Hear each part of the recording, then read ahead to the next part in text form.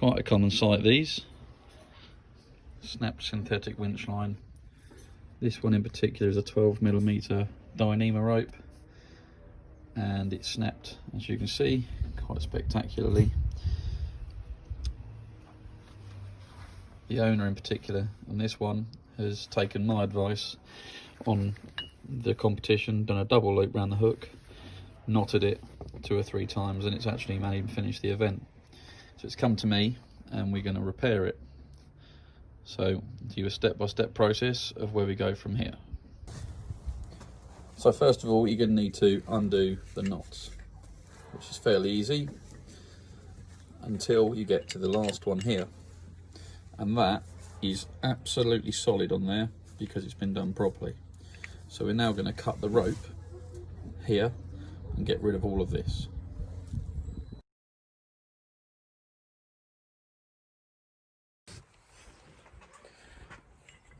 So with that all cut around the hook, we can just get rid of the old piece of the rope.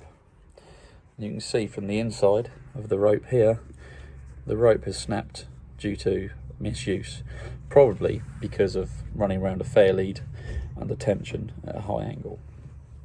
This can now go in the bin. Okay, so the next thing we need to do is we need to clean the inside of the thimble. This is a 10mm thimble, which we're going to run a 12mm rope through. Not ideal, but it's going to be covered in rust because it's been underwater and through mud. And what we need to make sure is that when we feed the rope through these ports here, that it goes all the way through and back again. We don't want to lubricate it too much, because if you do that, you'll never be able to grip the rope. Okay, so we've got a small drill here with a 10mm drill bit. It's not sharp, it's an old one. And all we're going to do is drill through here, moving the drill around just to clean the rust off.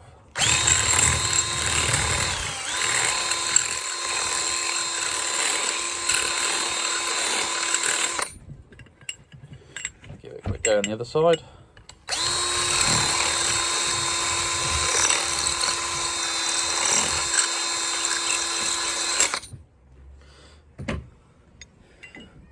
And that ought to do us. Okay, so the next step is to prepare the end of the rope to be spliced. Now, this rope is a fairly new one, like I said, and that is the end that was on the drum. You can see with a bit of discoloration here from the rust on the drum, but it's a brand new piece of rope. You can tell that as well because it's actually still square where it's been compressed. And as such, when it opens out like this, when it bird's nests, it's nice and clean inside. That will be very, very easy to repair. This end obviously has been used a lot more, but where it's still very new, it still bird nests out. So we're going to give it a go, and we're going to try and splice this end back together, which means that if we need to do a field repair again on this rope, we can do it on the other end.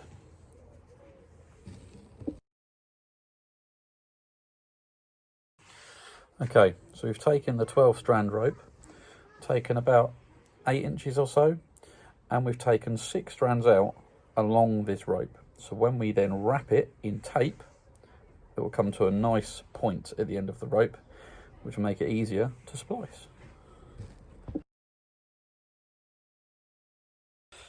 Okay, so now we have, as you can see, a nice straightish, tapered, tightly wrapped end of rope. The next step is to take this and mate it with our previously prepared thimble. Now really this is the hardest part of the job. So here we go, the thimble. We're literally just going to pass the rope into the thimble. And this is where the difficult part bits, because now we've got a thicker piece of rope to come through the thin thimble. Let's see how this goes. Well, this one is a doddle. We're lucky. Okay, so we've got about an arm's length through there, and we're going to take it back through the other way. So back through the thimble the other way. And now we've got a good length there for a splice. In fact, that is far too much. Rule of thumb is you want about an arm. So we are, we've got a fair liberal portion there that we need to remove. So we'll pull it back about 8 to 10 inches. which we can easily do by just, he says, pulling the rope. Perfect, I would say. Right, so we've got the end of our rope inside the end of the Factor 55 fid there. This is the bit where a lot of people do it differently, but because this is a used rope, and because I know how it's going to get used by the customer, I go across the strand 3 times, so this way, back again, and that way once more, before I then go through the rope. I do that because it gives a lot more strength, and it also seems to hold the rope together. Lost count of how many times I've done this, and I've never actually had a rope break on the splice.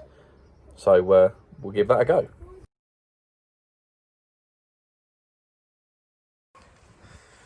So there you have it. So we've gone across the rope 3 times here, and then we start and gone all the way up inside. So now we've got the tail of the rope and the actual length of the rope there. What we're going to do next is we're going to cut the tape that we've previously put on. The reason we do that is because this is very slippery, and the whole idea of the splice is that it's the friction of the outer rope over the inner rope that holds it together. So by taking that off, we allow the rope to grip onto itself a lot more. So I've cut along the length of the tape there, and now we just peel that back. Easier said than done. So we've got all the tape that goes in the bin, and then we're left with something that looks like this. And then all we need to do is grab it here, grab it nice and tight, and then pull it through our hand. And as you can see then, that rope is now spliced, and the length of the splice is that long. And it's about the length of my arm. We've got the 3 crisscrosses at this end, and then we've got all the way down to about this where my fingers are. And that is one piece of rope, but then another piece of rope. Arguably, this is now the strongest piece of the rope. Okay, so taking this piece off, and we're left at the end of the rope looking like that. Nice and neat. Pass it through the U-bolt, tie it into a knot like that, and then that'll tighten up and stop the rope from physically coming off the drum. So there you have the finished article there, and the spoils, what we've taken off. In reality, we've probably taken 3 feet off of this rope in repairing it.